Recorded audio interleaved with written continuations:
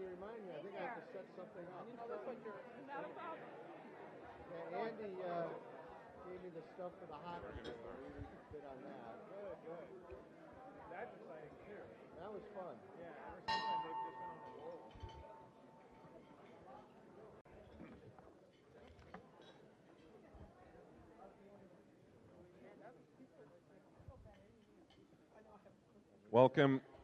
Welcome to an extra special meeting of the Las Vegas Rotary Club. Our club continues to make a difference by teaching youth to succeed through literacy, education, and life skills development. My name is Michael Gordon, and I'm proud to serve as the 95th president of the greatest Rotary Club in the world.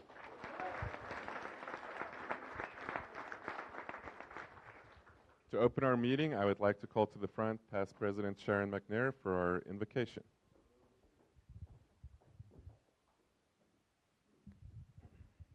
Thank you, President Michael. Yeah. Okay. I tested it to see if I could see it, and I can. Let us pray. God of the universe, since we are not conscious enough to fathom your ebb and flow, help us then to bring our best efforts to what we can know, to love our friends and family, to treat our employees and fellow workers fairly, to seek justice, to help those in need, to be the best that we can be, and to live by the four-way test. Of all the things we think, say, or do, is it the truth? Is it fair to all concerned? Will it build goodwill and better friendships? Will it be beneficial to all concerned? Amen. Thank you. And I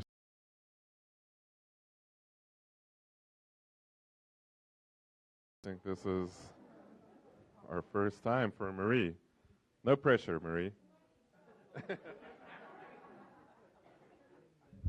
Since we all would like God to bless our country, I would like to sing God Bless America. God bless America, land that I love. Stand beside her and guide her through the night with the light from above, from the mountains to the prairies, to the oceans white with foam. God bless America, my home, sweet home. God bless America, my home, sweet home. Would you join me in the Pledge of Allegiance, please? I pledge allegiance to the flag of the United States of America and to the republic for which it stands, one nation, under God, indivisible, with liberty and justice for all. Thank you. You may be seated. As a testament to the caliber of speakers we get in our club, I think it's great that you all are here early. And Sheriff Lombardo, you should know that everybody showed up early just to hear you speak. And thank you for keeping your commitment. Thanks for keeping your commitment to speak to our club despite your busy schedule.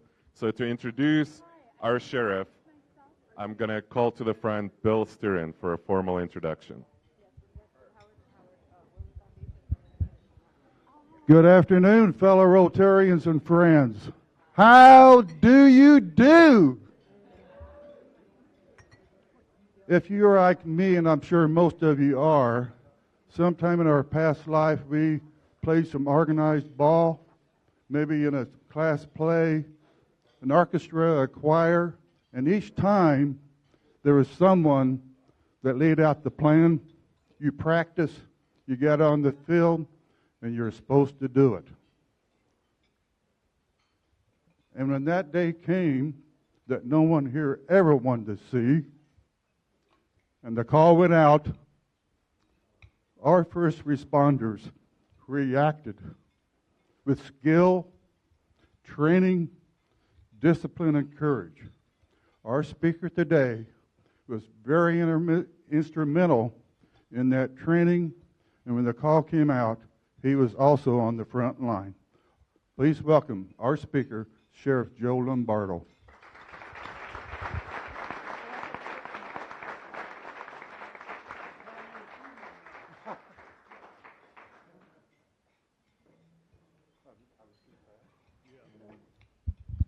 Sorry about that, Bill. I had food in my mouth there.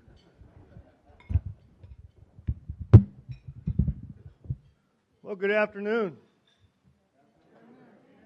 Man, that was terrible. All right, let me try it one more time. Good afternoon. Good afternoon. There you go. So, thank you very much. Thank you for the opportunity to address the crowd and the Rotary. And when I was coming in, the thing I love about talking to the Rotaries is when you come in, you get regaled with people saying thank you for coming and also want to shake your hand and say hi, and they're very accommodating, and hospitality is stupendous, and I appreciate that. So I wasn't really given an agenda, but traditionally what I like to do is provide you a little history of your police department, because a lot of times we have individuals from the last time I was here talking that are new to town. They don't understand why the sheriff is standing up here and not the police chief. And then I'll talk about crime, what's going on in our valley, give you a little update what's going on with the police department and where we're going in the future. Does that sound good? All right, awesome. So for those of you, how many people are new from the last time I spoke? Everybody? Not everybody. All right, well, there's a couple. So for those of you that heard me last time, bear with me. I like to give a little bit of history of the police department. So traditionally, no matter where you're from, traditionally the city, the incorporated city, has a police chief. And then when you move out into the unincorporated county or the incorporated county, you have a sheriff. And the sheriff predominantly is in charge of the jail out in the county. But here, the powers to be, the governing fathers or the government officials that were in place at the time, in 1973, they said, we have a redundancy of services. Let's merge the police department, and the sheriff will be the head of it as an elected official. So that's why you have that uniqueness here, and that's why you don't hear about a police chief in Las Vegas, unless you're out in Henderson or North Las Vegas or Boulder City, in those areas. So me being the head or the 800-pound gorilla in law enforcement in the Las Vegas Valley, to include being in charge of the Clark County Detention Center. So that's how it happened. And so subsequently, I'm the 7th elected sheriff here in the Las Vegas Valley, the predecessor being Doug Gillespie prior to me. I'm in my 4th year as your sheriff, and I'll get this out of the way right now. I'm running again for another term. So. And so you don't have to say, what the hell is this guy doing running around taking pictures? Thank you, Caesar.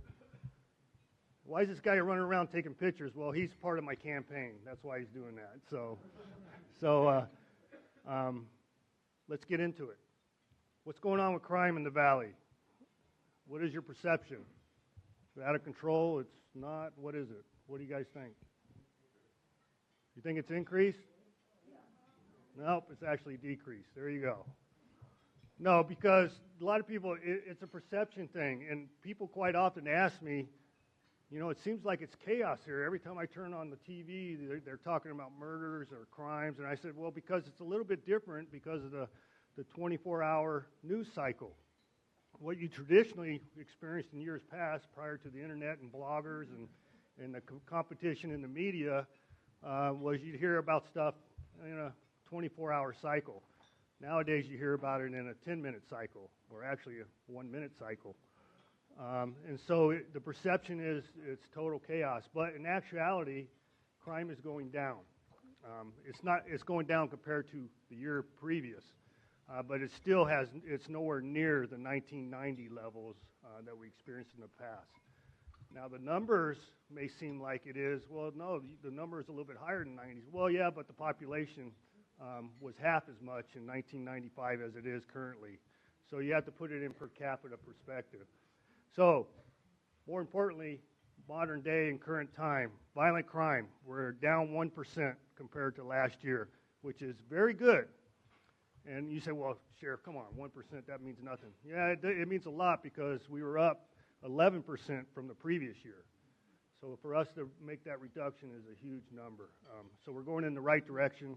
Property crime is down around 3.5%. So if you look in totality of the data set, there's a lot more property crimes than there are violent crimes. The total picture is we're down right around 2.2% in crime. So we're going in the right direction. Good? Good. So why are we going in the right direction? Why? Huh? Because I'm the sheriff, that's why. No, actually, obviously any successful organization has nothing, well, it has something to do with the people that head of the organization, but more importantly, the people that support the organization. And we did some changes on how we fight crime internally on the police department. In years past, we became over-specialized. We had a silo type of investigative function on the police department. And what I mean by that, if you became a victim of a crime, in other words, you're walking down the street and somebody hits you about the head and robs you, we would have a patrol officer respond to that. They would take a report, and they would do a modicum of investigation associated with that, and then a report would be thrown in a basket. And in approximately 2 weeks, on the average, a detective would put eyes on that. Very poor system, correct? Okay. It was. It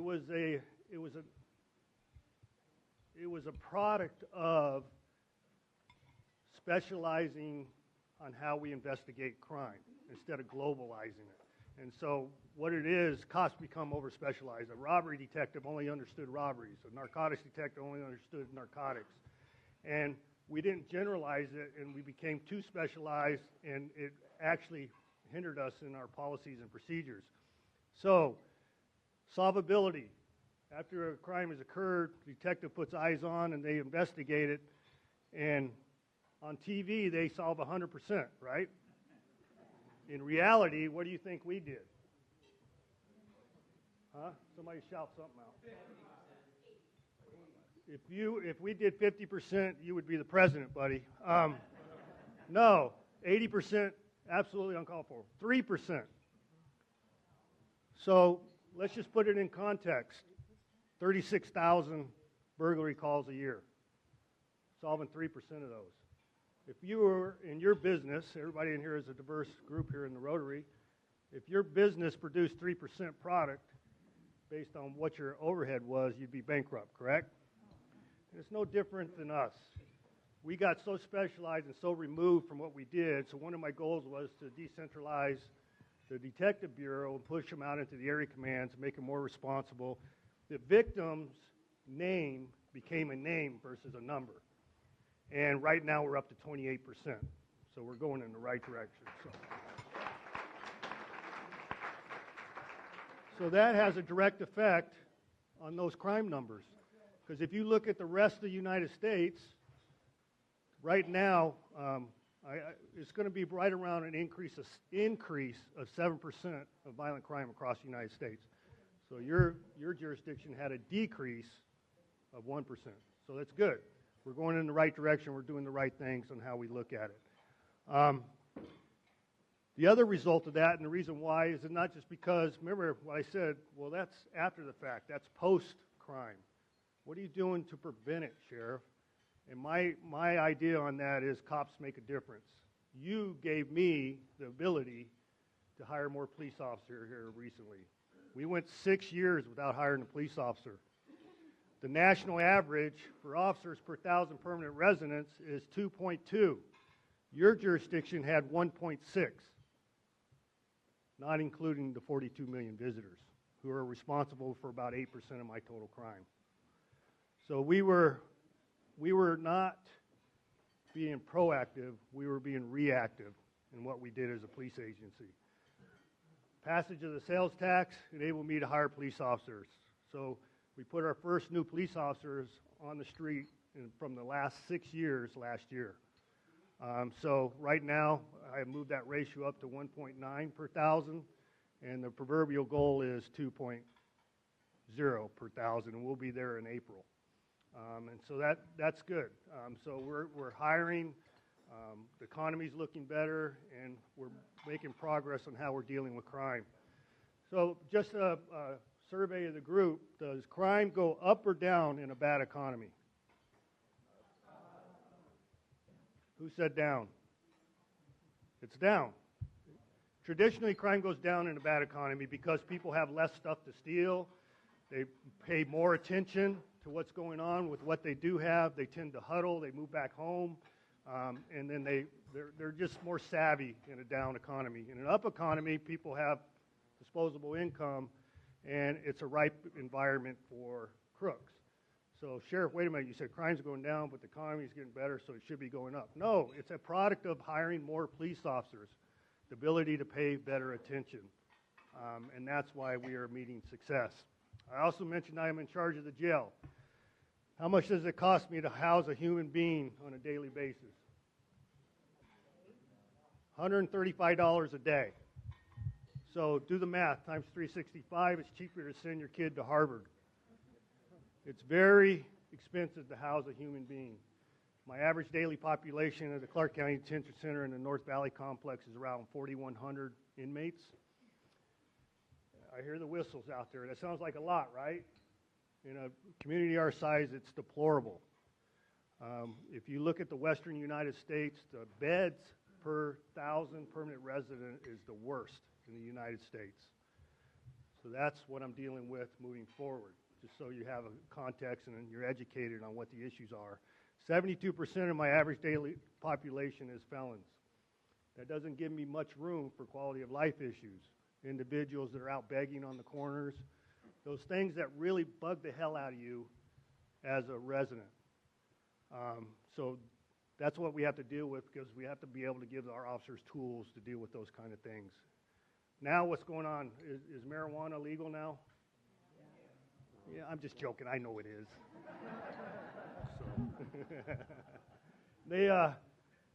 Is it causing me any headaches?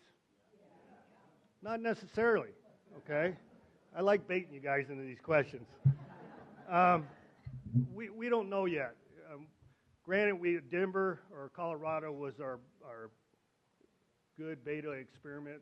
Obviously, they legalized it years before we did. So we had a lot to draw from. What was perceived with legalizing marijuana, that the black market would go away. That's absolutely false. It actually has bolstered the black market because of the taxes associated with it.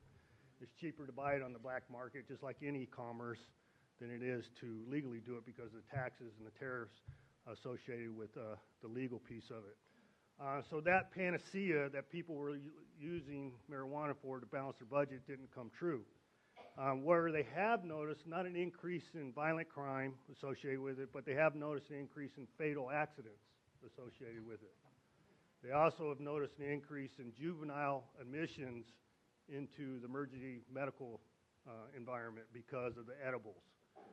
So those are the things that are on our radar that we're having to deal with moving forward associated with marijuana. So I always like to present this because we had our nicest or our easiest New Year's Eve celebration this year. And it wasn't because, my perception, it wasn't because of all the increase in federal resources that they brought to bear. I think it was a combination of a couple things. One is people were nervous. People were nervous about what happened on 1 October. So there was a calming effect associated with that, but also, and I think this is part of the theory, I won't say it, I'll say it in here, but I won't say it to the press, but I think that green cloud that I was walking through put a calming effect on everybody. So I like to segue on that. I was out there, and I think I got a contact high from just walking down the strip. So that's what's going on. So back to the jail issue, that's one of my big pushes into my next tenure moving forward, is to get an increase from the county commission and ability to house individuals that commit crimes at the appropriate level associated with our community. That's one of my big pushes moving forward. But we're going in the right direction associated with crime, and we're doing a lot of good things. Just for community awareness, we opened up Spring Valley Area Command about a year and a half ago. Is that about right, Nick? About a year and a half ago, and that's up at Sahara and Cimarron. So that enabled me, because of the hiring of police officers, to get more people out into the community and to deal with what we deal with as a police agency. But my goal in late 19 is we're going to have another substation opened up at Far Hills and Summerlin Parkway, or Far Hills and 215. And you're saying, Sheriff, why the hell do we need one up in Summerlin? Are you asking me that? Crime doesn't happen in Summerlin, right? Well, yeah, it does, but Howard Hughes is paying for it. That's why we're doing it. Because I can't own property per the NRS state law. It has to be provided by either a private donation or a government entity, particularly the city or the county. So they said, we'll pay for it if you put it here, and that's what we're going to do. So we'll just make adjustments. We just adjust how we operate in our areas of responsibility and push people down. It doesn't really matter what part of town it is. We make adjustments accordingly. And that's what's on the horizon associated with the police department. And then just last night, I had to provide a presentation to the North Las Vegas City Council on a range facility we're attempting to build up on their property for reality-based training. So it would be the low-frequency, high-risk events that police officers put themselves in on a daily basis to deal with the use of deadly force. So that's the vision for the police department and what direction we're going. Good information? Good. So what questions do you have of me? Happy to answer them. One at a time.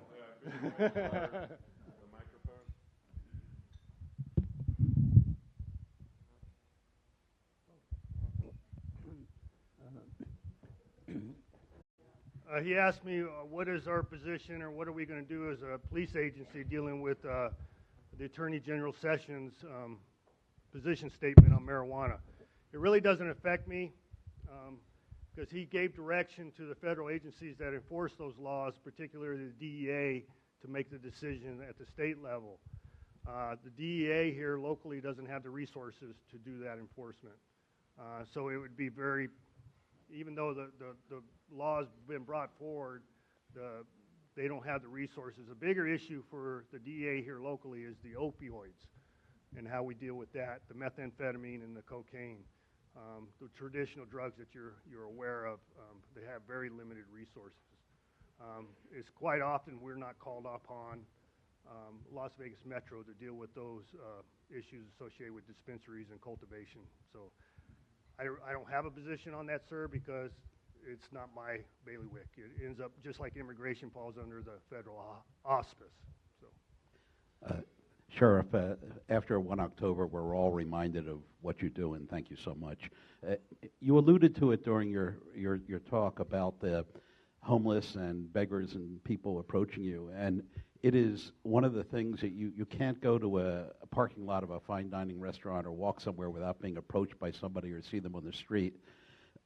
Mayor Giuliano somehow managed to reverse that in New York. I don't know if there's something to be learned from them to make that happen, but it really is just a poor impression for visitors and for people living here when you have that kind of overwhelming kind of attacks by people asking for money or frightening you when you're trying to walk into a restaurant. You are correct in your assessment, and they did a yeoman's job in New York, especially Times Square, in dealing with that issue. But what's the answer to the issue? First and foremost, homelessness isn't a crime. Second of all, a police officer has to have a tool in order to deal with it. And what did I say earlier? I have space issues at the jail, and that's the tool. We don't have the ability to address those type of quality of life issues because 72% at any point in time are felons. Being homeless or quality of life or public disturbance or scenic blight, those kind of quality of life crimes are limiting in my ability to incarcerate individuals. Citations do not work with the homeless because we don't have a location to locate them when it goes to warrant. So that's the issue we're dealing with as far as resources. Now, you said Mayor Giuliani and Commissioner Bratton, who was the police commissioner at that point, how did they deal with it? They didn't have space issues in the jail. And that's what we're dealing with. And that's why it's a multi-pronged approach for me to deal with the county commission in increasing that issue. Sheriff, what's your policy or your thoughts on stop and frisk? Stop and frisk, we don't have a policy on that. We just abide. I mean, the key to the stop and frisk issue is there was one word left out of that, investigate. When you quite often hear the stop and frisk rhetoric, they leave out the investigative part. So it was stop, investigate, and frisk in that issue, and that's been left out of the rhetoric. It was determined to be unconstitutional, I believe, by the Supreme Court. I think it was it state Supreme Court or U.S. Supreme Court? I believe it was state in New York. It's a tool. It's an issue. You have the ability within the constraints of the Constitution to be successful. If it just doesn't look right, that's been constitutionally upheld as the ability for a police officer to, because of their institutional knowledge and their personal knowledge, to conduct a stop. Frisk is for officer safety more often than not. They did it as a proactive tool to violate the Fourth Amendment. So as long as you work within the constraints of the Constitution, you can be successful. I think what had happened with that, the original design of that, was strictly within the confines, and they went beyond and above the Constitution in order to be successful. But that now, when they pulled back the reins on the police departments that were involved in that, they haven't seen any increase in crime associated with those changes. So, Sheriff, it seems like we have a litmus test now ever since the Raiders came and everything that happened at the legislature. The Raiders are here? Yeah. Just to They're let not you here know. yet, are they? But not, you read, in the news or you read in the paper, well, if we can do the Raiders, then we ought to be able to do X. And that's sort of an unfair comparison. However, they do have a point. So if you are capacity constrained from a jail point of view, and obviously you're very capacity constrained from a police officer point of view, I know your goal is 2, but what's the national average? Isn't it more like 3.5 or 4? 2-2. 2-2, okay. But what I'm saying is, why can't we do it, though? Hold on, finish. I'm going to go back to what he said. Mayor Giuliani and what happened in New York, and it's going to segue into your question. Remember what I said my officer per 1,000 is, right? What do you think it is in New York? 5.5. Talking about resources and tools, correct? So that segues into you. So my question is, if we can do all that, if we can do a $150 million deal for a minor league baseball team, why can't we get a bigger jail? I mean, that's what's at stake, because if we become Detroit, guess what? The tourists aren't going to come here anymore. So I know this is a rhetorical question, but the question is, if we need more jail space, we need more law enforcement, we need more tools, maybe we need something from the legislature from a state point of view. I'm not counting on any state money in any regard whatsoever, but we've always been able to do it ourselves. So the question is, why don't we just do it? Good question. That's why you all have county commissioners that you can call and say, hey, this is the issue. So just to give you a clarification on how I'm funded, right around 60% of my total budget, I have a $1 billion budget in totality. Around 60% of that is funded by both the city and the county contributions. 34% is done by self-generated funds through property tax and sales tax, and then self-generating revenue. So the powers to be, the city and the county, have to make that decision based on our funding formula. But in particular to a felony facility outside of a misdemeanor facility, which the county is solely responsible for, they have to enable me to do that. So how do you pay for it? Through enterprise funds through the county? Do they do adjustments internally and make it more towards public safety, or do you levy a tax? There's only 2 options there. And a tax is not palatable to most of the population, so you have to make the priorities more important in the county fund through the enterprise funds in order to fund that. I agree with you 100%, sir, but they're elected officials just like me, and it requires the people to complain to them about it. Look how many years and iterations of the more cop sales tax we had to go through in order to hire a very small modicum of police officers. We went through 6 separate votes on that before we actually got it passed. So it's important for your voice, which is a lot louder than mine, in this discussion. Yes, Sheriff. One question, well, two. Number one, Hey, he said one. I understand that there's an empty jail in Jean, right? Jean. Is anybody using that? And number two, my comment is, because this is what the military has to go through, why don't we put a great big huge pin up on the mountain where it's electrical walls, and then put pup tents in there. The prisoners can live in pup tents and give them a nice, clean toilet and shower. Man, that's a loaded question. Your first question, yeah, there is a prison up in Jean. It's 20% occupied. We have some state prisoners up there. The other 80% is closed down because it's a state-funded facility. It's not a county-funded facility, and they have to staff it at the state level. So that they don't have the funding to occupy it 100%. That's why it's due. They do everything adjusted on the prison system. So just to give you a matter of clarification, what I'm talking about, the Clark County Detention Center will house you indefinitely until you are adjudicated in court. I can only house you after adjudication in court for up to a year. If it's more than a year sentence, you have to go to the state prison system. That's how the incarceration system works. And I say indefinitely pre-adjudication. I have over 300 individuals in my jail right now that are in jail for murder.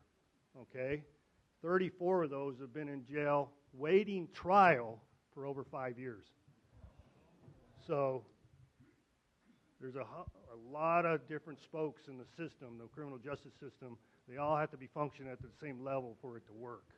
And so there's a lot of inherent problems associated with that as we deal with it. So the second question, why don't we put up a compound or a campsite and put them in pup tents?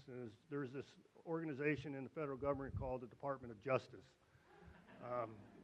That's why. They regulate how you can house people and the conditions that you can house them in. So the proverbial Joe Arpaio Phoenix model of a tent is a fake news. Okay? Yes, he had a tent city. It was attached to the existing brick and mortar jail. And you had to volunteer to go out there. He wasn't sentencing people to Tent City. You volunteered, and if you did go out there, you got a reduction in your sentence. So you have to educate yourself on all the nuances to understand that it's not as simple as it seems at face value. So thank you very much.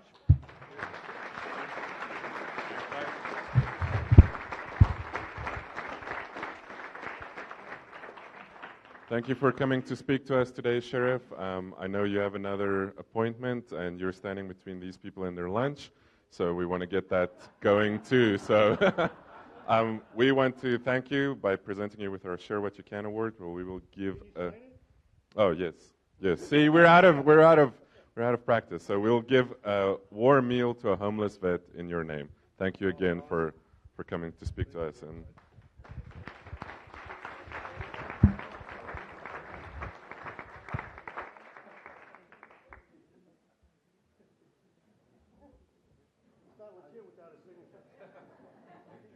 And so, and here's the embarrassing part, sherifflombardo.com. I'm running again.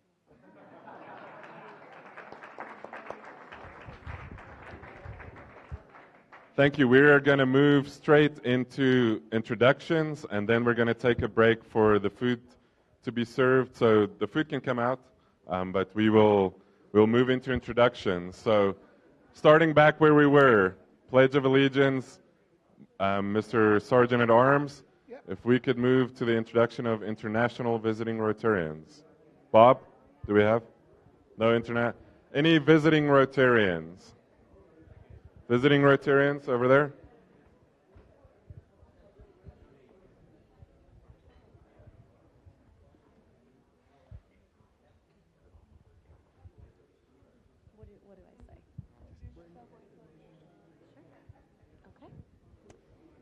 Hello, everyone. My name is Caitlin Shea. I am from the Las Vegas West Rotary, and I'm also here on behalf of Junior Achievement of Southern Nevada to thank you for your investment for helping children learn about financial literacy. So thank you for having me. Thank you. And then up front here.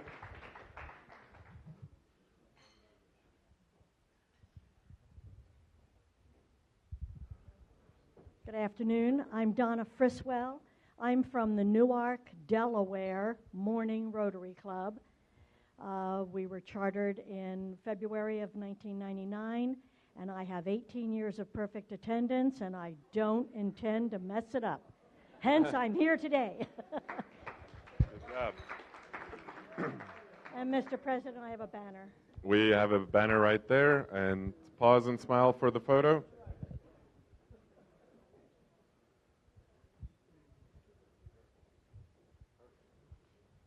Thank you. Thank you for visiting. Thank you. Any other visiting Rotarians? Seeing none, then moving on to guests of Rotarians. I have with me today my girlfriend, Jennifer Cook. You stand up. Say hello to everybody. Thank you. Get a picture, Jeff.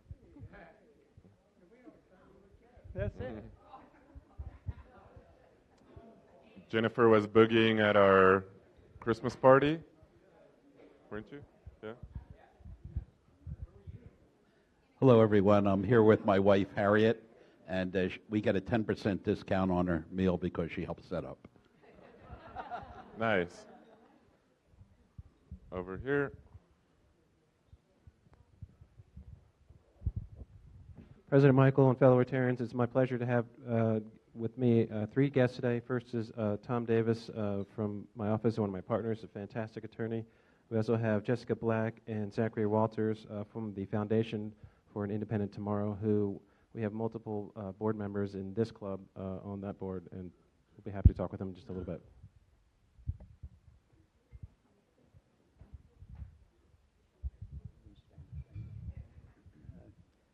My guest is my dear lady friend, Diane Clary.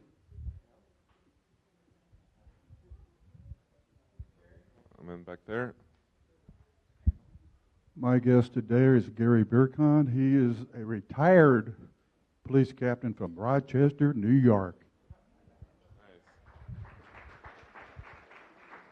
And then my guest there's more guests? Lucy, you have a guest?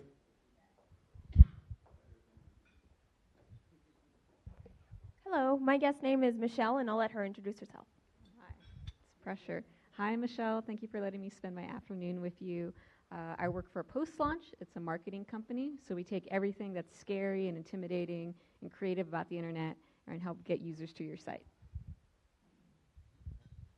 Thank you. Any more guests? Oh. And I am the guest of a guest of a guest. Sure, welcome.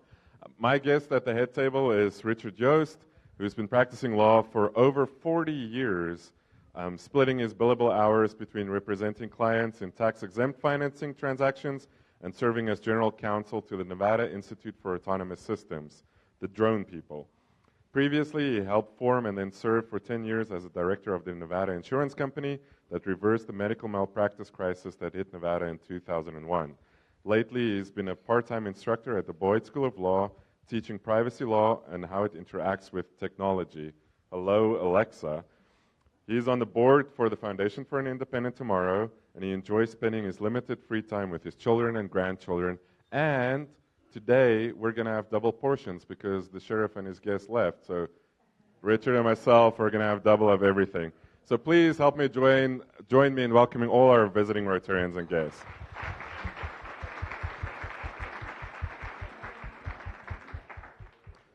We have a very busy agenda, and thank you all again for showing up early for our speaker. The speaker let us know that he had this commitment, but he did not want to break his commitment to us, and we said, great, we will accommodate you. So thank you all for showing up early.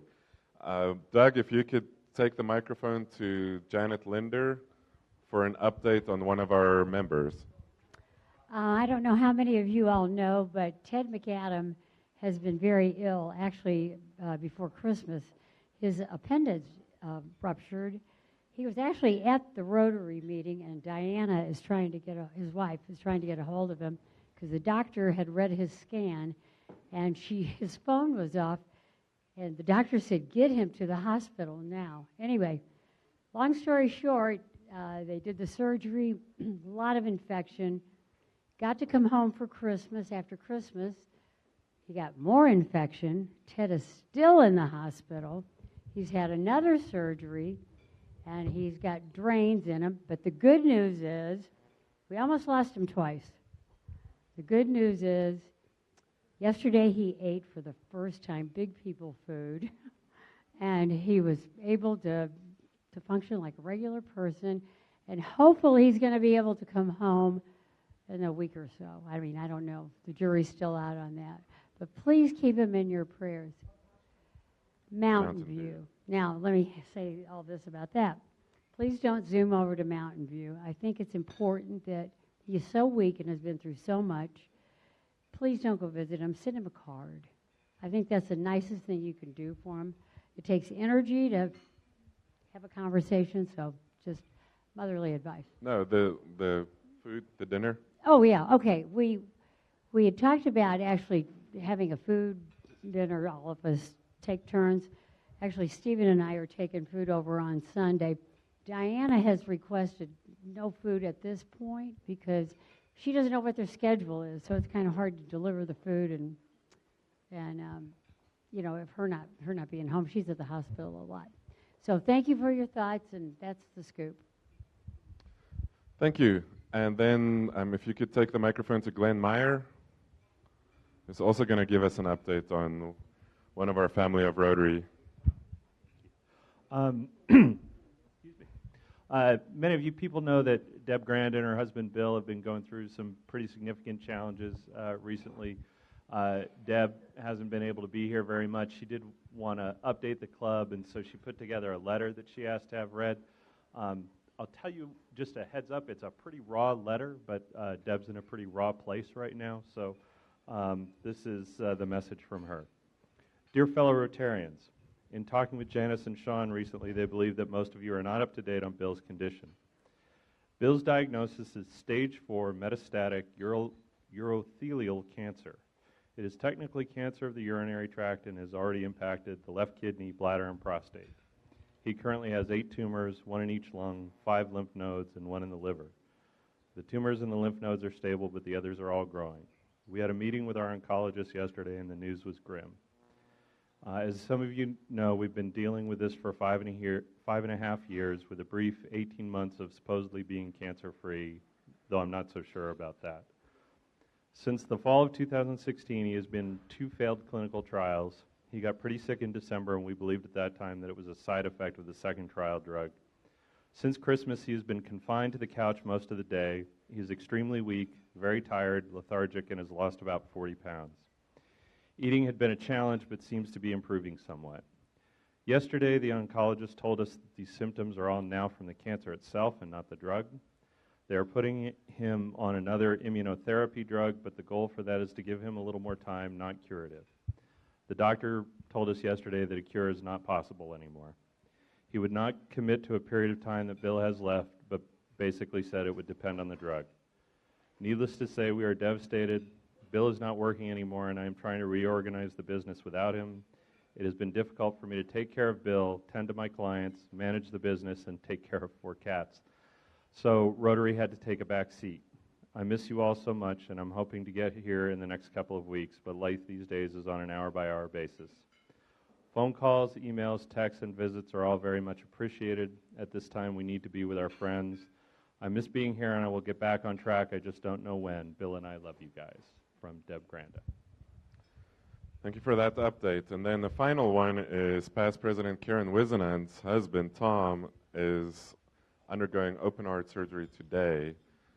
So, yes, the family of Rotary, please keep that strong and reach out through phone calls, texts, and email to all of our people because we truly care about them. Doug, if you could take the microphone to 25 Club President Kirk Holmes for feedback on our party on Tuesday night. We had a party and you all missed it. Well, some of you did. I want to thank Ed. I saw Ed.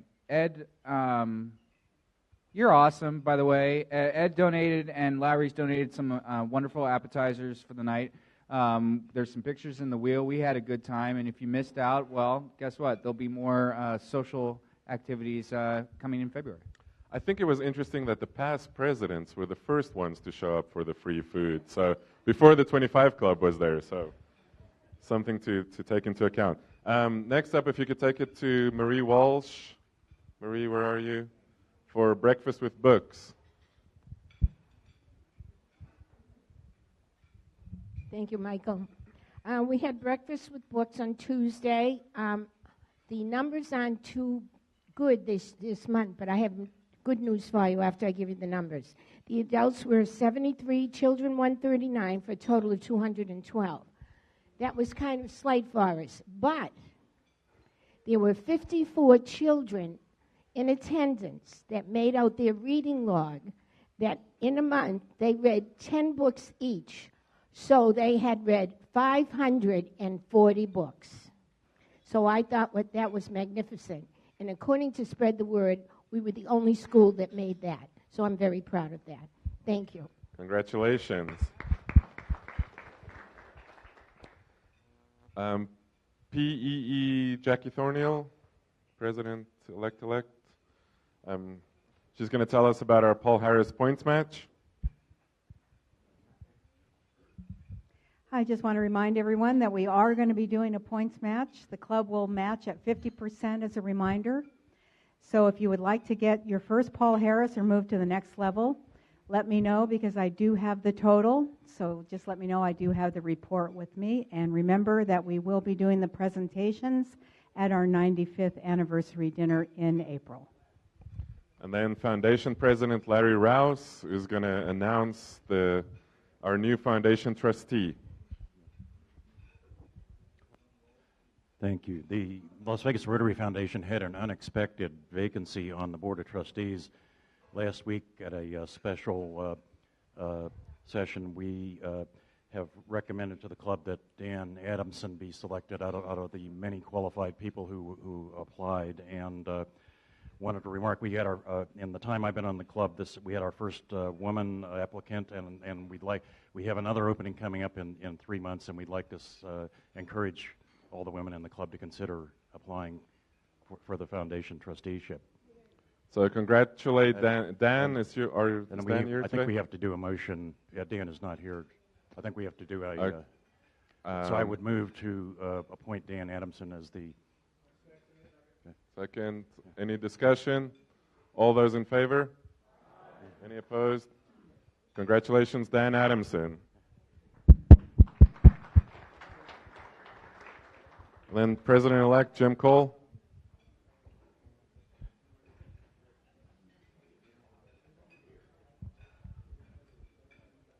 You want to do your?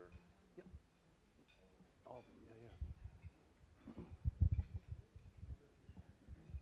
There, all three there. Okay, there. Okay.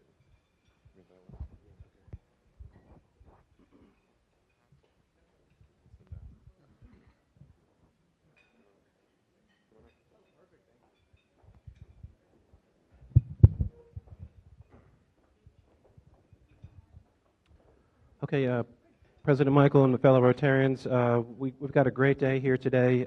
We've got three foundations that we are going to award checks to. The first is going to be to Junior Achievement, and this comes from the Las Vegas Rotary Foundation, and it is an award of $3,500.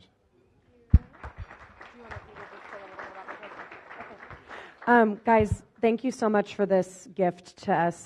This is helping us educate 4,500 8th through 12th graders on personal finance this spring, so January to March. So we're really excited, and we appreciate the continued support. Thank you. Thank you. Our second award today is to an organization that I personally feel very strongly about. And probably none of you know this, but my father was in the military for a number of years. He was a Navy pilot, and he used to fly Subchaser, and he served in the Cuban Missile Crisis. where he managed to drop a depth charge on a whale, thinking it was a submarine. But nonetheless, a very strong supporter of the military, and so I'm very pleased to present to the USO and from Howard & Howard and the foundation a check for $5,000. I'd like to thank, you all know who I am. I'd like to thank Howard & Howard that you've done a great job and you continue to do a great job year in and year out supporting the community. And I think you all know if you really want to support active duty military, there's only 3 ways to do it. Pay your taxes, or support the USO, right? So we appreciate your support. And just as a little tidbit, we served about 100,000 troops and families just here locally in Las Vegas last year. So thank you very much. Thank you. And our final check today is a joint check from Howard & Howard attorneys and the Las Vegas Rotary Foundation. And it is for the Foundation for an Independent Tomorrow, who I mentioned previously. They do wonderful things here in the community. Tom Davis is on the board still, is that correct? Not yet. Oh, he's working his way onto the board. But big supporter of the foundation. And so I'm very pleased to present to the Foundation for an Independent Tomorrow a check for $5,500.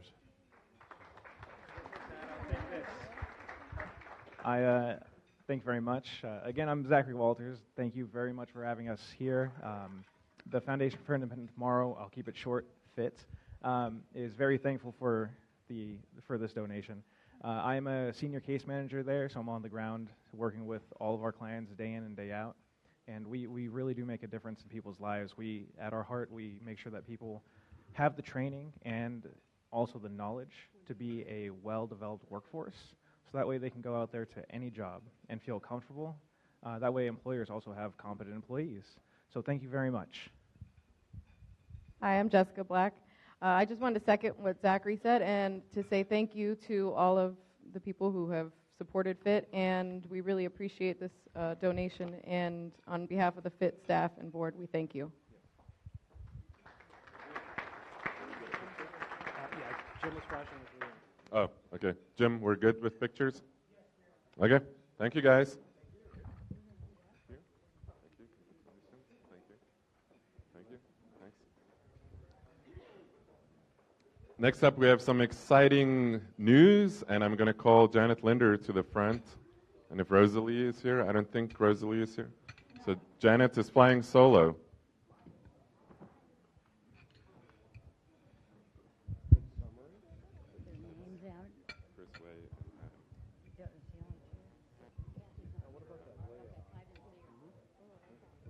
Well, today's an exciting day because we're inducting 2 new members, and I'd like for them to come up and present them with their certificates. I'd like for Adam Homey and Chris Way to join me up at the podium, and Michael.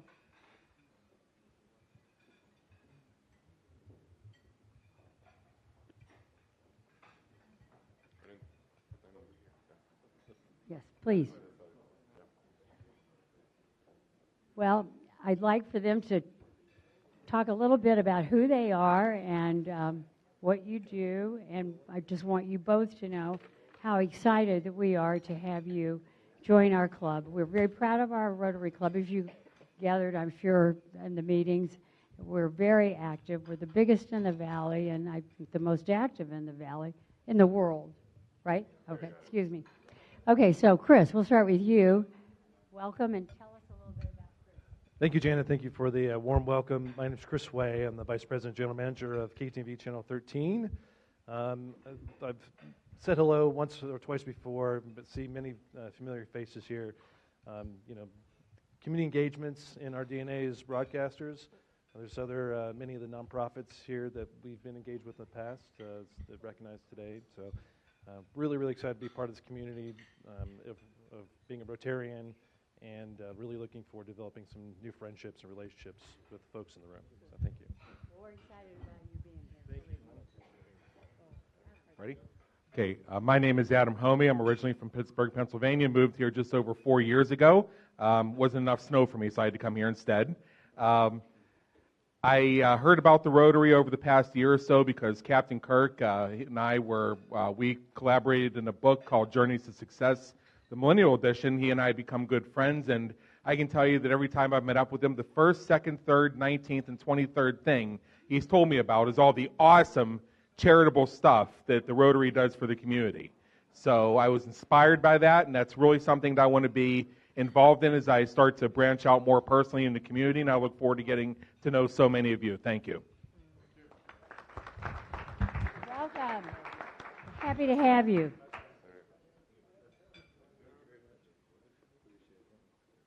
Certificate. You can put that on your wall in your office or wherever. Please join me in welcoming the world's two newest Rotarians.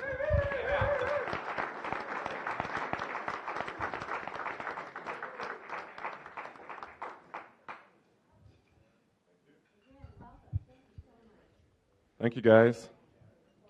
And then, as is custom in our meeting, the third week of every month, it's great Principal Katie Decker. It's time for an update. Are you coming to the front, Katie, or are you doing it from there?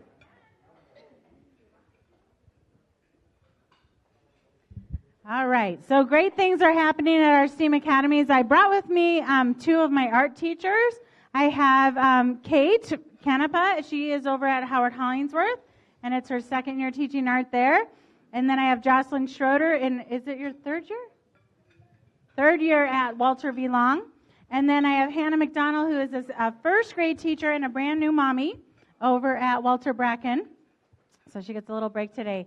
I had some awesome data that I just looked at. We track, I know I've told you before, we track AR points. Our kids, when they read a book, they take a quiz and they get a point for that book. So our data from last year, I was kind of excited because Walter Bracken had increased by 11,000 points over where they were the prior year. So they're up to 33,000 points already this school year. Just to give you perspective, each book for a first grader is worth a half a point. That's a lot of books. So then Walter Long also is at 33,000. They're up 8,000 more than they were the year before. But Hollingsworth is only in year 2 of our program. They increased over 21,000 points this year. They're up to 30,000 points, which means Long and Hollingsworth are finally getting up to the pace that Bracken STEAM Academy is at with the top reading scores in the state. So we know that they're going to do better. The more they read, the better they do. So we're really excited about that data. And then we've had some awesome donations lately at Hollingsworth that has helped transform the entire school. If you ever want to see an awesome school, come to any one of them, Bracken, Long, or Hollingsworth. They don't look like schools. They look like Disneyland. And it's engaging and fun and hands-on.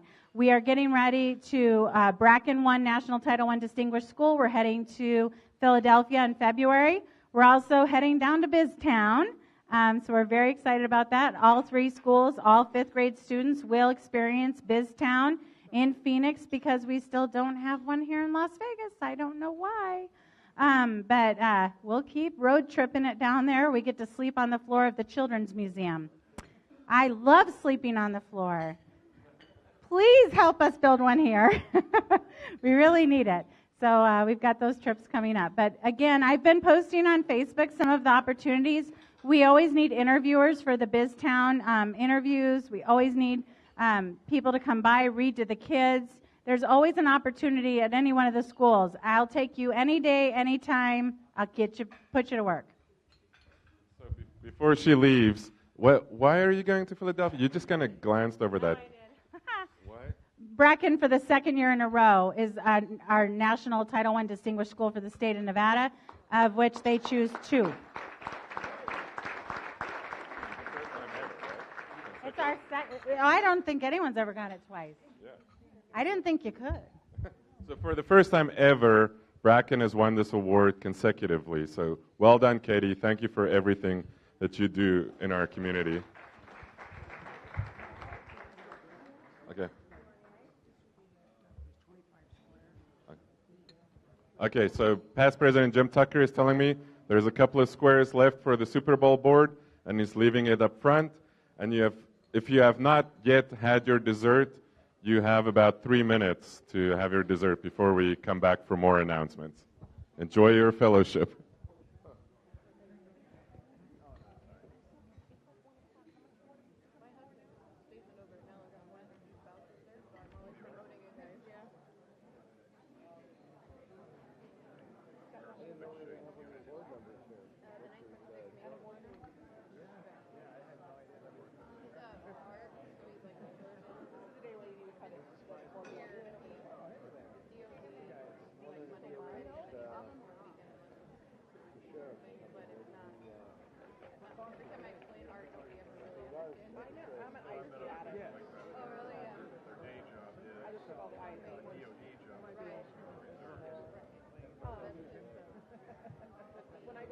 want to take clients for lunch. My little perk in life is getting iced tea to go. It's a small perk. To go back to the office. Okay.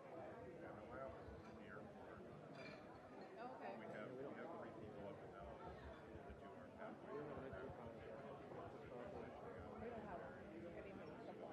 Right. Okay, so when the position for the Rotary Foundation is in summer, there needs to be a woman. Oh, that's awesome. So 3 minutes, I didn't get out. Are you still hungry, by the way? He doesn't apply for something I didn't get. You want half of that or something? No? You You have to have a little sweet at the end of the day. I know he made the Only eat as much as you want. I don't know of any other sweet way. in your mouth. He asked me, he called me Otherwise, and you asked go me if home I with was that open salmon when my board position is over. You're not wrong, actually. You shouldn't go home with that. You know, in July or whatever, when the position becomes available. And I'm like, absolutely. You can't be on both boards. Well, no, I sent an email and said, knowing that I can't be on both boards, knowing that there's a position open for treasurer now, I am happy, and I talked to Michael about it, I'm happy to step off the board because I'm on 4 years. Right. So I'm like, should be on the foundation. If not, I'd like to be considered for the open position in July. Right. That sounds like what they're doing. Yeah. That sounds like what they're going to do. I would love to be on the all the time. the Rotary Foundation. And you can tell if they're military resume. There's like all this training that they've had that are not. How long have you been with we would need. Yeah, I was curious about how people apply for the Rotary Foundation. Just over a year and a half. They haven't been offered, I'm assuming. I don't know how many people. Does everyone work at the same big office building? Yes. All of them are going to do it. I actually go out. I can't believe I've been on the board 4 years. So when they had their past presidents meeting, they called me and said, we'd like to congratulate you for being, I don't know if you were there, if you're part of that? No. Right. Well, I didn't know, but I didn't know if you just presidents go to, you know, or whatever. Where's your office? So far, I haven't been invited, but maybe other guys did, not me. So they called me to say, congratulations for being on the board for 4 years because so many people lose interest and just stop going. And I go, oh, I didn't know that was an option. Like double in size for a couple of years. Oh my God. It is hard to get out of all that. The office. Especially when It's going to be ridiculous. 1 hour. How are you going to be out?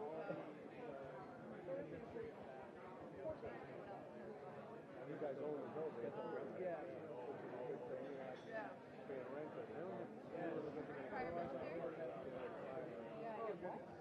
I would. That definitely allows us to keep some of our process. There's stuff that we can do. My goodness, we need it too. I was asking the past president, I go, what president in the past? And I joined in Tom's year. Do you have any space anymore? And I said, what I know when they president doubled, you had a lot of extra space. had to have like someone fill in all the time? Yeah. I think I asked her. I said I was asking the past presidents, like what president in the past, because I joined Tom Axel's year, had to get something because they couldn't make service. And most presidents that I You got a joined little have room always for growth before you have to get another and I think you add-on. said CPA easier. Pretty much. Everybody's got Yeah, if we have to add on again. very rare for one since I. There's no way.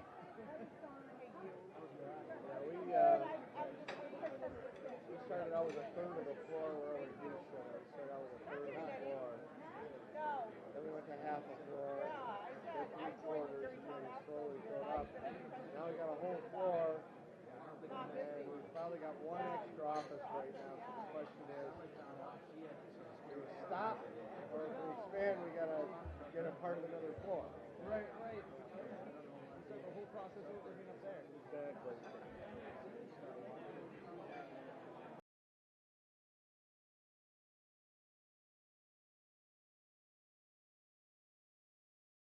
Well, compared to the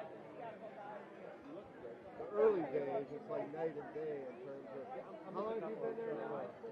Court schedule, there's going to be a day or two where I'm not going to be able to. She's my go-to email.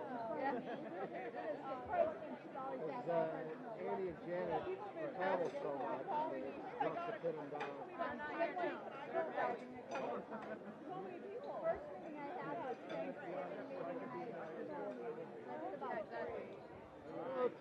beautiful. It's this weekend that we're going to get a little nastiness. But hell, we've had a pretty good winter so far. Like the East Coast. Yeah, that finger of cold has gone all the way down to Florida.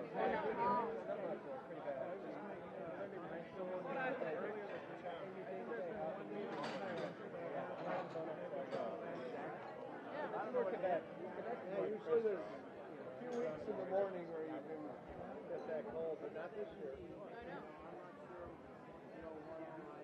I have these sweater vests I wear when it's cold to work. Normally I got between like Thanksgiving and about now. I wear them pretty often. I think there's just been like 1 week that I've worn. Possibilities are all around us.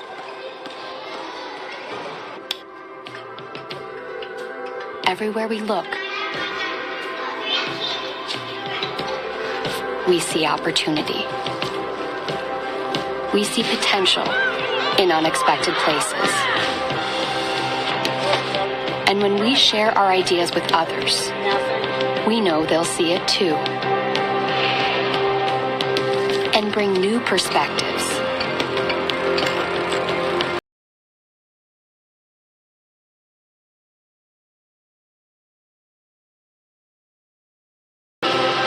In the communities all around the world that we call home. When people come together, that's when real change happens. Like transforming an old bus to feed hungry children.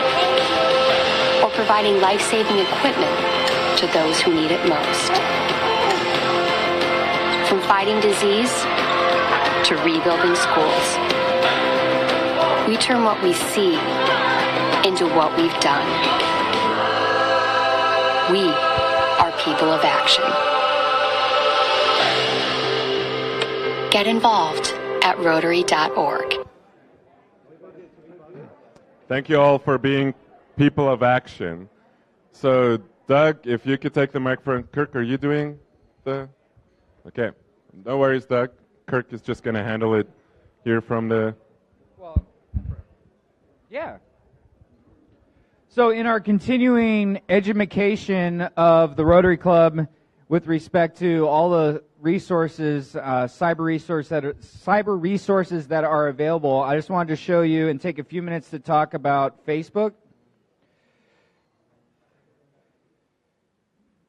A lot of you know that this little black thing right here is actually streaming around the world and on Facebook what goes on every Thursday in our Rotary Club. So if you miss a meeting or can't make it, you can go to our Facebook page and actually watch what's going on and watch Michael ring the bell and all that jazz. So, but what's really kind of also really neat is that if you see a speaker just like the sheriff, and you want to share what he said with all of your friends online, you can really very simply hit share and share it with everyone.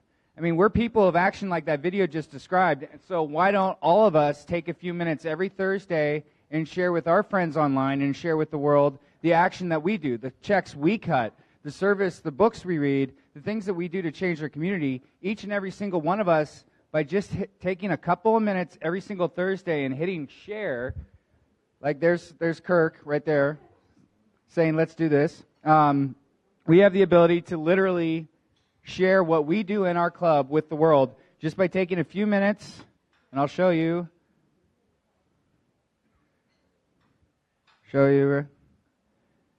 Right here. That's me. Hi, this is live. Hello. And we can literally just hit that little share button right there and share what we do in our Rotary Club with everyone in the world, everyone on Facebook. So if you're on Facebook, I encourage you every Thursday to share what we do with everyone. And there's Kirk. Anyway, so you just literally hit that, share now. Now it's been shared. So, I mean, if everyone does that, we can share our message and what we do with the world.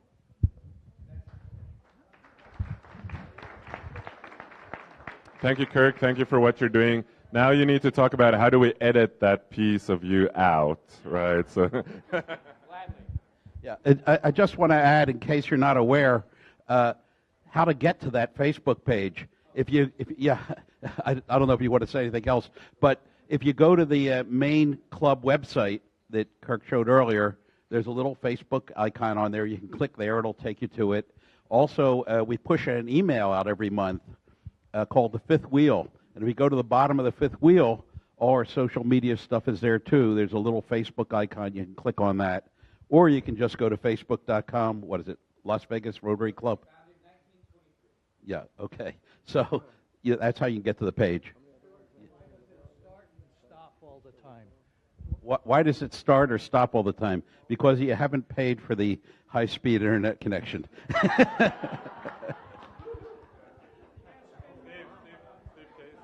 actually does.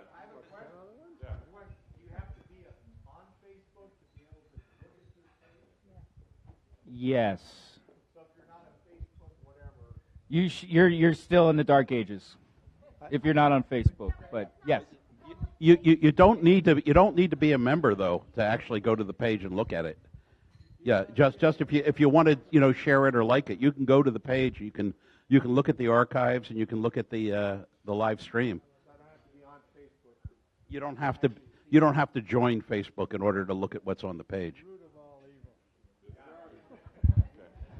Thank you. If you join Facebook, there goes 30 minutes every day, right, of productivity down the drain every day. So I want to move on to our next announcement. If you have not ordered your shirt or if you would like to order a shirt, today is the day.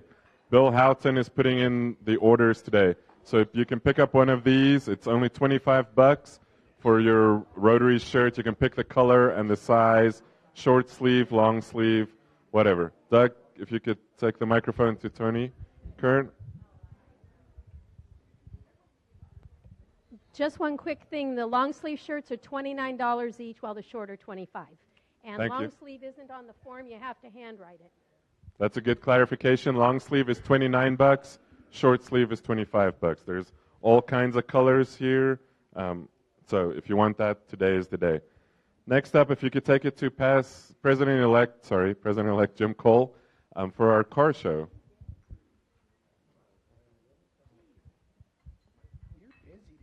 I'm busy today. I'd like to remind everybody the Las Vegas Car Show is going to be on April the 15th, which is Tax Day Sunday, April the 15th. We're going to be at Celebrity Cars of Las Vegas. Ryan Hamilton has been kind enough to host us. We still have room for sponsors, so if you would like to sponsor the show, please email me or email Ryan Hamilton, or I believe you can do it online now, Kirk, is that correct? Maybe? Definitely maybe. Yeah. Wait till next week to find out. Thank you. And then I also want to remind everybody our club's 95th birthday party is on April 5th, which is a Thursday. We will not be meeting for lunch that day. That day we will have a dinner in this room, April 5th. We are inviting all past presidents and all former members of our club back. So if you have contacts with, we were just talking at our table here, Jim Wadhams, some of you may know him, former member of our club. I just told Richard, make sure you invite Jim back. So if you know of anybody who used to be a member, please invite them. If you need a save the date card, electronically or printed, see Sean. Sean can get that to you. Next up, if you could take the microphone to Kirk Alexander to talk about our RILA. All right, today's 1/18/18. And so 2 months from now, March 18th, will be a Sunday. That'll be the third day of the RILA competition that starts on the 16th of March. So that means that over the next 2 weeks, we'll be starting to interview students. We're open to facilitator applications. So if you've ever thought about doing something to make a difference, I think we have two members. Chris and Adam, here's your opportunity. But at that point, we'll be putting everything together with the students. We have 12 that we're going to send this year. Oftentimes, we get mixed up with another club where they are short students, and then they end up pushing them toward us.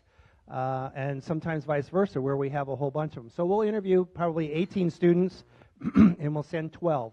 So if any members have somebody they'd like to promote forward, let us know as soon as possible. We usually like to interview them first. Of those 12, most of them will come from the 3 high schools that we have Interact clubs at, okay? So believe it or not, I promoted a club this year that has absolutely blown my mind in performance.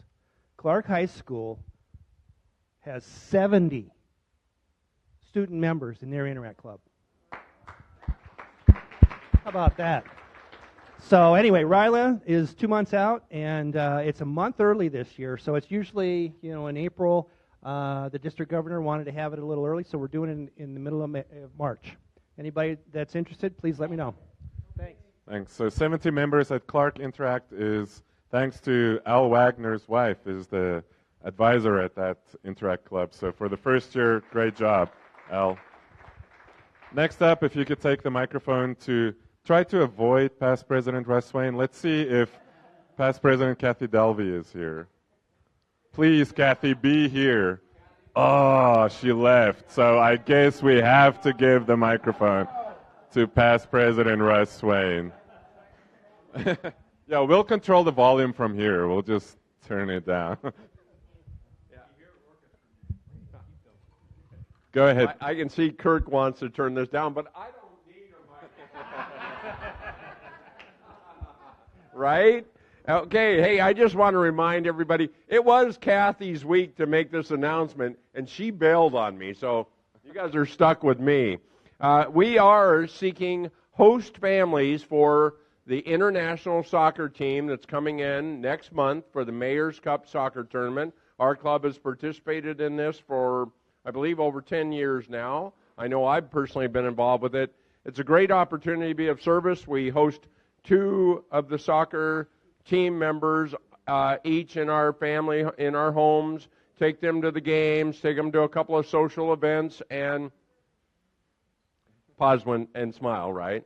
And you know what? It's a great opportunity to be of service. So it's February 15th, the boys arrive, and the team arrives, and then we take them to games and take them to some events. I think we're going to take them to the pro soccer game on Saturday night. It's over President's Day weekend. If you're interested in being of service, Karen Wisenhunt is the chair, and you can contact any of us and let us know. Thank you. And if you cannot host boys, we would still appreciate any support because they are playing in a tournament. So if you are available that weekend just to come watch some football, right? It's a ball, you play it with your feet, football, right? Yeah. If you want to come support the football tournament over President's Day weekend, please join us. Next up, Janet Linder. Man, she is on fire today for new member orientation. Announcing new member orientation. Oh, that. Oh, it's really a cocktail party. Oh, is that what we call it? Okay. Yeah. Okay. Well, February 6th, Stephen and I are hosting new members. And not only new members do we want to come, we want you guys to come, meet these people, have a wonderful evening with them of socialization and libation. So February 6th at 6 o'clock at the Linder home. For auditing purposes, we call it new member orientation, right? Right. Let's see. Let Sean know, because we need a head count. Yeah, a drink count, a head count. Okay, yes, and there will be wine. It's the Linder's home. There will be plenty of wine.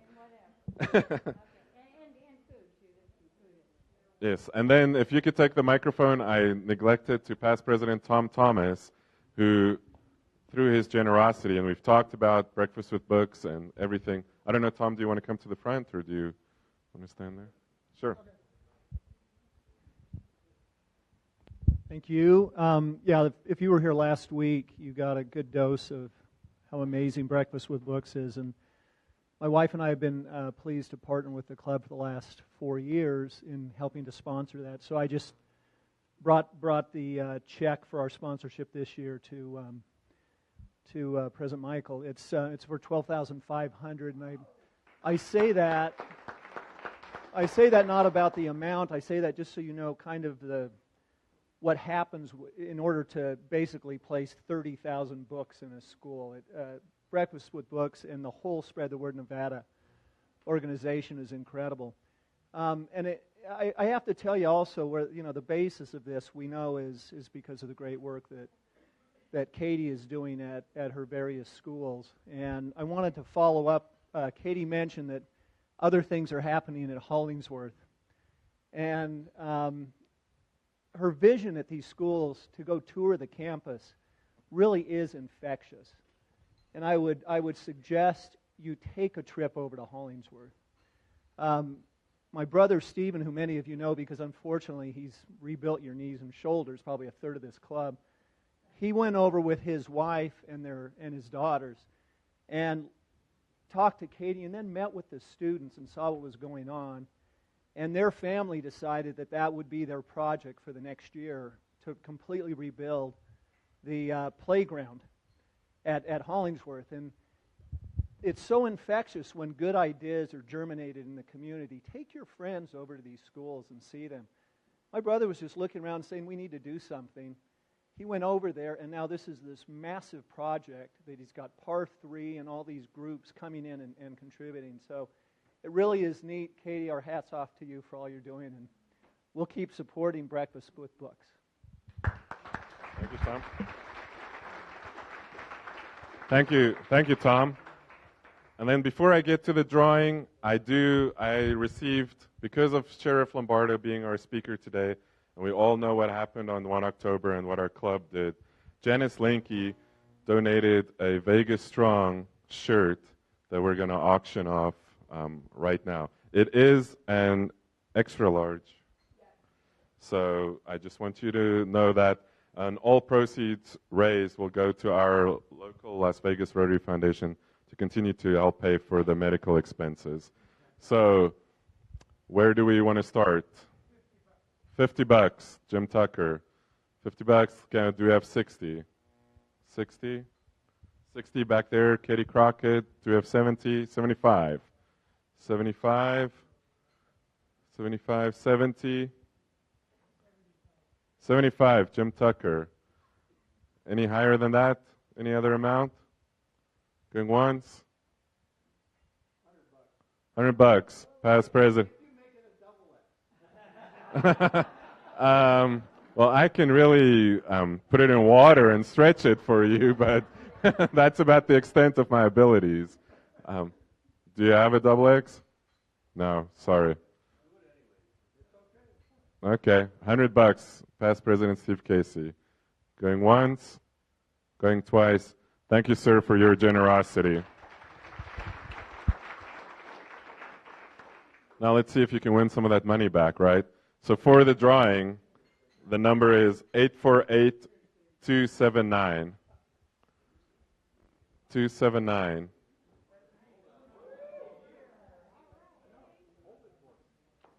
Past President Ginger Anderson. No, 848-279. So it's past President Ginger Anderson.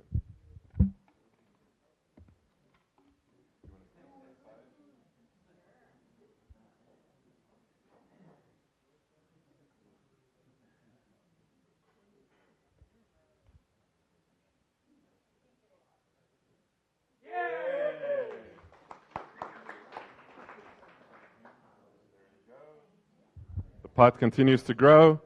And then for Lowry Bucks, our number is 848-318.